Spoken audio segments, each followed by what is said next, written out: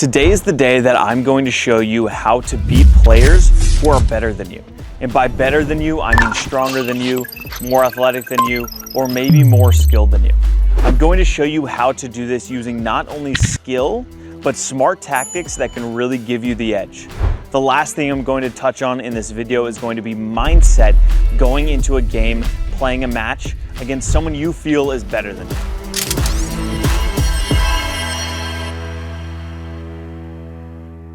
The most common mistake players make when facing a stronger opponent is trying to elevate their game by overplaying. We've all been there. You're going up against someone you feel is very skilled and you try to overcompensate and match their level by going for crazy shots and not playing within your comfort zone. The problem with this is that you end up making way more errors and you actually lower your level of play rather than raising your level of play. Instead of making our opponent have to beat us, we end up beating ourselves. The way we fix this is by playing what I call high percentage pickleball. High percentage pickleball is playing within yourself, focusing on removing errors. What this is going to do is put pressure on your opponent because you're going to lower the amount of mistakes or free points that you're giving up. Your opponent is going to have to come up with the creative shots and beat you. The way we play high percentage pickleball comes from our decision making, giving yourself room for error and adopting the overall mindset that consistency is key. A common place that I see people try and overplay against a good player is on the third shot. They try and make the shot so perfect and effective that they end up leaving it high or missing it completely. If you're playing high percentage pickleball, you're actually focused on doing less. So here's a good example I'm dropping through the middle of the court.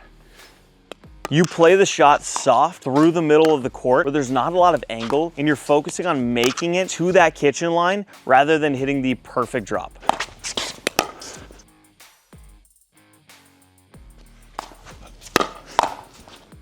So the second place where I see players overplay is at the kitchen line. If they feel like there's a more skilled player in front of them, they feel like they have to do so much at this kitchen line instead of feeling comfortable sitting in these dink rallies. High percentage pickleball would say that you're actually comfortable sitting in these dink rallies, waiting the long rally, moving the ball around, rather than just trying to pull the trigger because you feel like that person is better than you.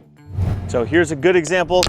So if I'm in this dink rally and I feel like Tommy's a better player than me, I'm not just gonna pull the trigger because I feel like I need to get out of this rally. What a high percentage pickleball player would do is stay in this dink rally and wait for the right shot to go for it. They're okay with sitting in those dink rallies, and that's gonna lead the other player to feel a lot more pressure, like they have to be the one who's creating.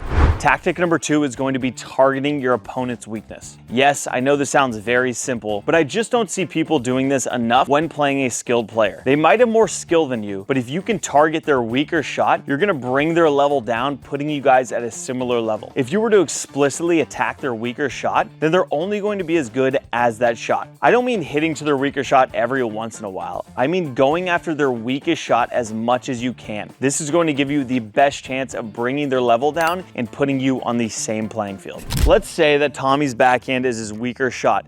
He actually has a really good backhand, but for this example, he's gonna have a bad backhand, okay? His forehand's gonna be his dominant side. He probably hits 75% forehands and 25% backhands in a match because he's running around that backhand, okay? So if you see someone running around a shot, this should be a green light to you that that is their weakness. They're trying to avoid this shot. What I'm gonna do is I'm gonna serve to his backhand, I'm going to return to his backhand, I'm gonna hit my third drops to his backhand, and I'm gonna make him hit a majority of backhands rather than forehands. I'm going to expose this weakness. This is going to bring his overall level down. So all of a sudden, Tommy's now hitting his weakness a lot more than his stronger shot. And I brought his skill level down during our match, right? I'm playing that weaker side and my chances increase dramatically. Tactic number 3 is a crucial one for beating high-level players, and that's going after your serve. Giving yourself the best head start at the beginning of the point. I know a lot of you are thinking this goes against tactic number 1, which is high percentage pickleball, but going after your serve doesn't mean that it doesn't have to be high percentage. What we want to do is clear the net with a good amount of height and aim in the middle of the box. This will help us get rid of the wide and net miss. We then want to go for depth and power. By doing this, we're giving ourselves a high percentage serve by removing a lot of the airs, but we're still going after it and pushing our opponent back. The reason that this is going to help us beat better players is it's going to give us a head start at the beginning of the point. It's going to keep our opponents off balance and give them a harder time getting settled into the point. Lots of times we can get free mistakes or short returns just from hitting good serves, which is the only shot in pickleball pickleball that we have total control over.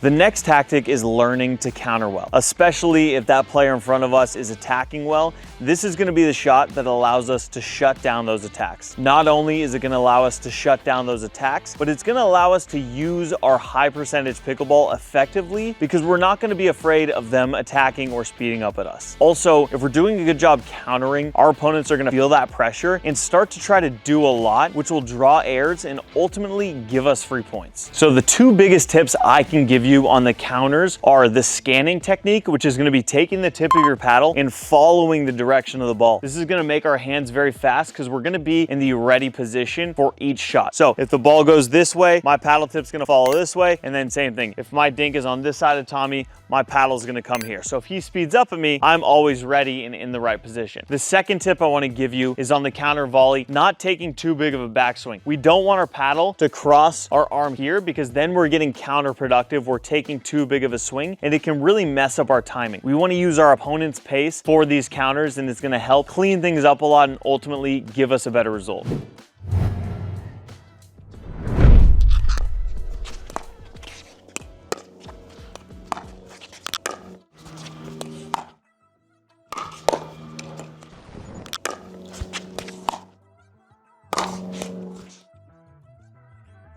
Lastly, we need to make sure that we have the right mindset going into a game or a match against a player that we feel is more athletic or maybe more skilled than us. This mindset needs to be positive, stable, and disciplined. We need to make sure that we're playing within ourselves, and we can't get caught up with the fact that the person on the other side of the net might have more skill than us. Instead, we need to focus on what we can control. We need to stay disciplined with our tactics and go out there and do what we said we're going to do. If this is a high-level player across from us, then of course there's going to be things that don't go our way. However, we need to stay positive and look at every point as a new opportunity to work on our game. The second you get down or start acting negative, this is a signal to your opponent to keep going as you're gonna fold. However, if you can stay positive, this is going to create more pressure for your opponent as they feel like it's going to be harder to break you.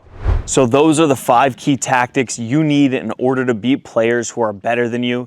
Make sure you go into these matches with the right mindset, as it's going to help you a lot and it's crucial.